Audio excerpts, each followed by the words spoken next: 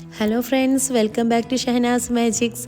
അപ്പോൾ ഇന്ന് പോകുന്നത് നമ്മുടെ UAE ദുബായിലുള്ള ഗ്ലോബൽ വില്ലേജ് കാണാൻ വേണ്ടിയിട്ടാണ് കേട്ടോ.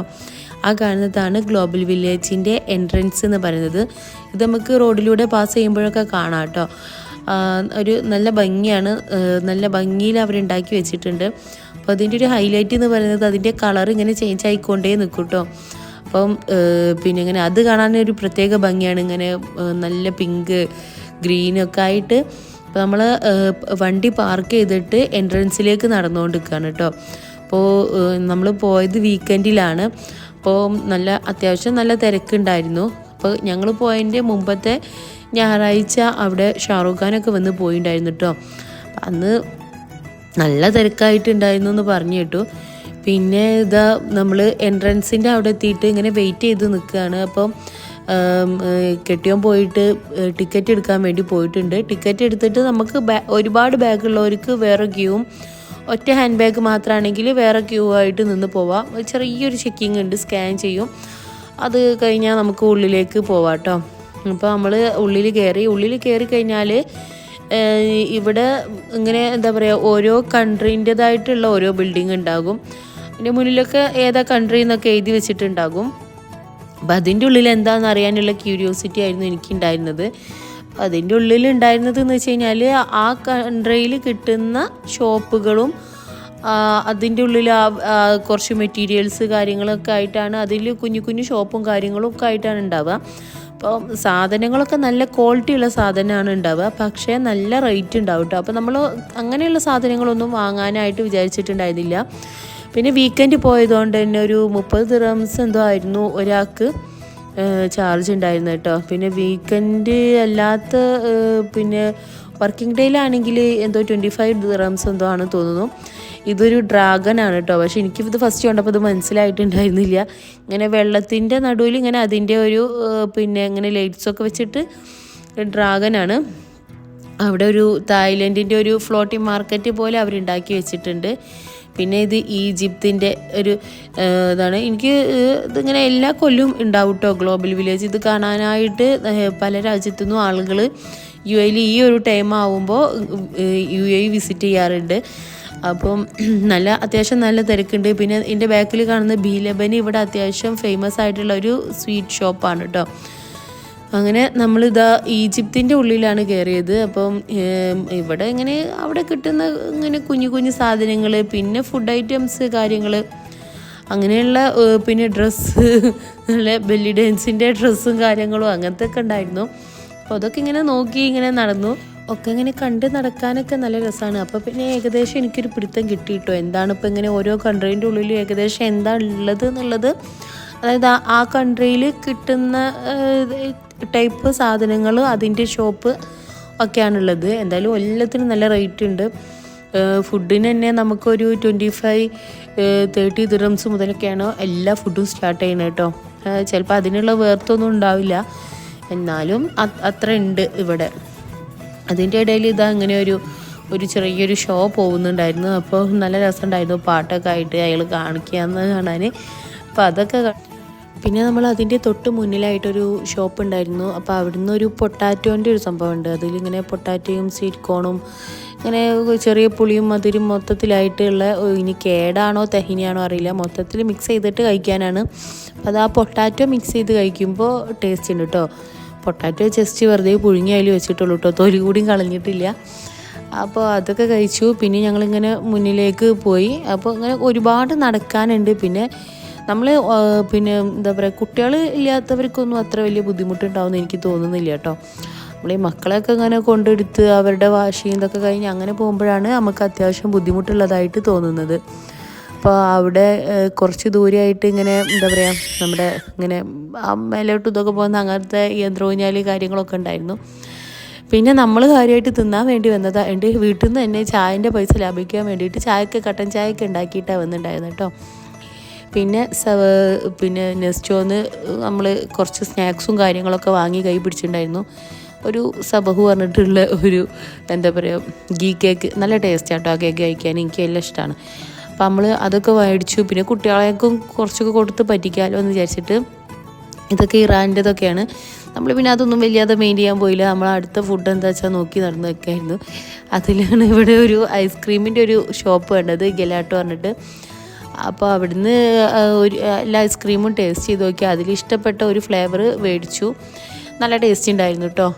അപ്പോൾ അതിനും അത്യാവശ്യം നല്ല റേറ്റ് ഉണ്ട് ഈ ഒരു ചെറിയൊരു ക്വാണ്ടിറ്റിക്ക് തന്നെ. നമ്മൾ ഒക്കെ ഇങ്ങനെ ഓരോ പീസ് മേടിച്ചിട്ട് എല്ലാവരും ഷെയർ ചെയ്ത് കഴിക്കാനുണ്ടായത് കേട്ടോ. അങ്ങനെ പിന്നെ അത് കഴിഞ്ഞിട്ട് പിന്നെ നമ്മൾ കയറിയത് ചൈനൻ്റെ ഉള്ളിൽ ഒന്ന് കയറി വെക്കാമെന്ന് വിചാരിച്ചിട്ട് അതിൻ്റെ ഉള്ളിൽ കയറി. നമുക്ക് കാര്യപ്പെട്ടൊന്നും അതിൻ്റെ ഉള്ളിൽ നിന്ന് ഉണ്ടായിരുന്നില്ല. അത് കഴിഞ്ഞ് പുറത്തിറങ്ങിയപ്പോഴാണ് അവിടെ സ്റ്റേജ് പ്രോഗ്രാം നടക്കുന്നുണ്ട്. അപ്പോൾ നമ്മൾ പറഞ്ഞു എന്നാൽ പിന്നെ കുറച്ചായിട്ട് സ്റ്റേജ് പ്രോഗ്രാം പോയി കാണാൻ. അപ്പോൾ അവിടെ പോയി കണ്ടപ്പോൾ അടിപൊളി പ്രോഗ്രാമായിരുന്നു കേട്ടോ. നമ്മൾ ചെന്നത് ആ പ്രോഗ്രാം ഏകദേശം തീരാനായപ്പോഴാണ്. പക്ഷേ എന്താ പറയുക, നല്ല രസമുണ്ടായിരുന്നത് കാണാനായിട്ട്. പിന്നെ അടിപൊളി സ്റ്റേജും കാര്യങ്ങളും, നല്ല കാണാൻ ഒരുപാട് ആൾക്കാരും ഉണ്ടായിരുന്നു. അപ്പം നമുക്ക് ബാക്കിലാണെങ്കിലും അത്യാവശ്യം കാണാൻ നല്ല ഭംഗിയുണ്ട് കേട്ടോ അതിൻ്റെ സോങ്സൊക്കെ കേൾക്കാൻ. പക്ഷെ അത് നമുക്ക് ഇങ്ങനെ കോപ്പിറൈറ്റ് ഇഷ്യൂ ഉണ്ടാവുന്നുള്ളതുകൊണ്ടാണ് ഞാൻ ഇടാത്തത്.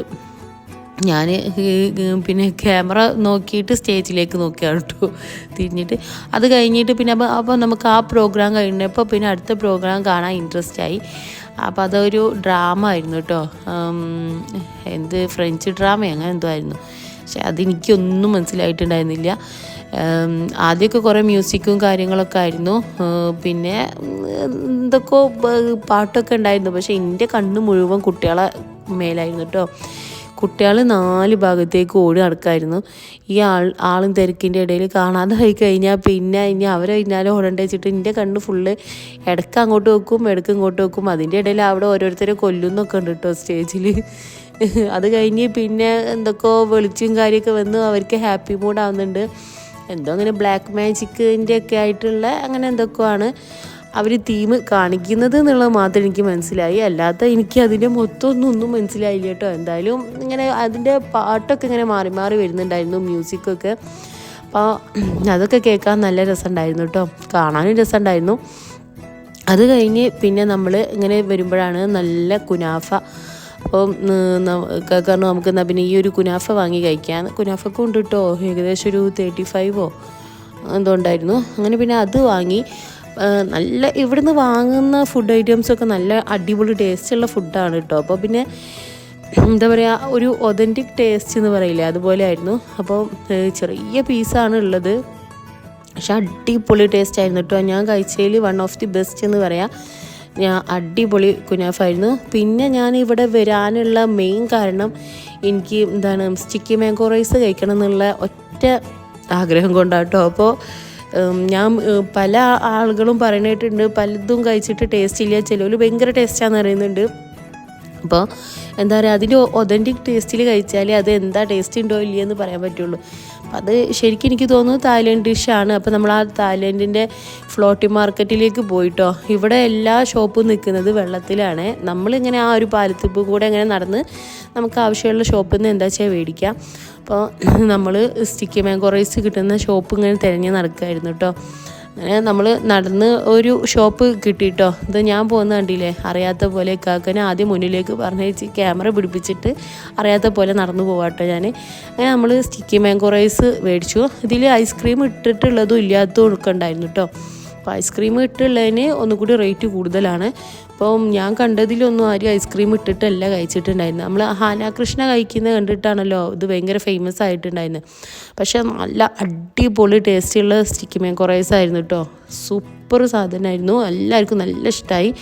പിന്നെ നമ്മൾ പിന്നെന്തോ ഒരു കബാബ് മേടിക്കാൻ വേണ്ടി പോയപ്പോൾ അവിടെ തൊട്ടടുത്തുള്ള ഏതാ കൺട്രിയെന്ന് എനിക്ക് ഓർമ്മയില്ല, അവിടെ കാര്യമായിട്ട് ഒരാൾ പാട്ടൊക്കെ പാടുന്നുണ്ടായിരുന്നു കേട്ടോ. അപ്പോൾ കാണാനൊന്നും അധികം ആളുണ്ടായില്ല. അപ്പോൾ പിന്നെ അയാൾക്ക് വിഷമാവേണ്ട വിചാരിച്ചിട്ട് അതിൻ്റെ മുന്നിൽ കുറച്ച് നേരം നോക്കിയിരുന്നു കേട്ടോ. ഇവിടെ ഇവരൊക്കെ ഷോപ്പിങ്ങിൻ്റെ തിരക്കിലാണ്. അപ്പം പിന്നെ അത് കഴിഞ്ഞിട്ട് ഇതാട്ടോ, എന്താ പറയുക, ബോസ്നിയൻ കബാബ് അതാട്ടോ. അപ്പോൾ അത് മേടിക്കാൻ വേണ്ടിയിട്ട് പിന്നെ അവിടെ നോക്കിയിരുന്നു. അപ്പം നമ്മൾ ക്യൂ നിന്ന്, ഇവിടെ ഹസ്ബൻഡ് ഓൾറെഡി ക്യൂ നിൽക്കുന്നുണ്ടായിരുന്നു. പക്ഷേ കാക്ക അവിടെ എത്തിയപ്പോഴേക്കും സാധനം തീർന്നു പോയി. പിന്നെ അവർ രണ്ടാമത് ഉണ്ടാക്കുകയാണ് കേട്ടോ. പൊരിച്ചതൊക്കെ കഴിഞ്ഞു പോയി. അങ്ങനെ അവർ കബാബ് ഉണ്ടാക്കി. ഇങ്ങനെ ഈ ഒരു റൊട്ടീൻ്റെ ഉള്ളിൽ ഈ കബാബ് ഇങ്ങനെ നന്നായിട്ട് നിറച്ചിട്ട് അങ്ങനെ തരും കേട്ടോ. പിന്നെ ഇതിൻ്റെ കൂടെ ഒരു ലബനും തരും. സംഭവം സാധനമൊക്കെ സെറ്റായിരുന്നു കേട്ടോ, നല്ല സൂപ്പർ ടേസ്റ്റ് ആയിരുന്നു. അപ്പോൾ പക്ഷേ എന്താ പ്രശ്നം എന്ന് വെച്ച് കഴിഞ്ഞാൽ അപ്പോഴേക്കും കാക്കൻ്റെ ഫോണിലെ ചാർജൊക്കെ തീർന്നു പോയി കേട്ടോ. എന്താ വെച്ചാൽ ഞാൻ അവിടെ കയറി ചെന്നപ്പോൾ തൊട്ടിട്ട് ഇങ്ങനെ വീഡിയോ എടുക്കുന്നതല്ലേ, അപ്പോൾ അങ്ങനെ വീഡിയോ എടുത്ത് സംഭവം ചാർജൊക്കെ തീർന്നു. പിന്നെ ഏകദേശം നമ്മൾ അവിടുന്ന് പോരാനുള്ള ടൈമൊക്കെ ആയി. പിന്നെ ഒന്ന് ജസ്റ്റ് ഒന്ന് വാഷ്റൂമിലൊക്കെ ഒന്ന് പോയി നമ്മൾ വേഗം വീട്ടിലേക്ക് പോന്നു കേട്ടോ. അപ്പോൾ ഇത്രയേ ഉള്ളൂ. അപ്പോൾ ഇന്നത്തെ വീഡിയോ നമ്മുടെ നാട്ടിൽ ഗ്ലോബൽ വില്ലേജ് കാണാത്ത ഒരുപാട് ആളുകളില്ലേ, അപ്പോൾ അവർക്കൊക്കെ വേണ്ടിയിട്ടാണ്. അപ്പോൾ എല്ലാവരും കണ്ടു എന്ന് വിചാരിക്കുന്നു. പിന്നെ എല്ലാവർക്കും വരാനുള്ള അവസരം ഉണ്ടാവട്ടെ. അപ്പോൾ ഇനി എൻ്റെ ചാനൽ സബ്സ്ക്രൈബ് ചെയ്യാത്തവരുണ്ടെങ്കിൽ ജസ്റ്റ് സബ്സ്ക്രൈബ് ചെയ്ത് സപ്പോർട്ട് ചെയ്യണം. വീഡിയോ ഇഷ്ടമായാൽ ലൈക്ക് ചെയ്യണം കേട്ടോ. അപ്പോൾ എല്ലാവരുടെയും സപ്പോർട്ടിന് ഒരുപാട് നന്ദിയുണ്ട്. അപ്പോൾ thanks for watching my video.